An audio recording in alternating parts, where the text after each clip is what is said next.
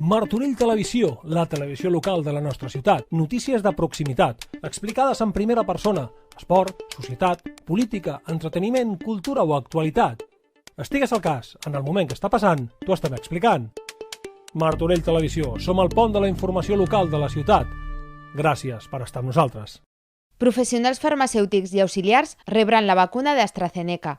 A aquests s'afegiran personal de protecció civil, emergències, bombers, policies o militars, entre d'altres recollits com essencials. A la nostra ciutat es vacunaran tots aquells majors d'edat i fins als 55 anys a la Biblioteca de Martorell.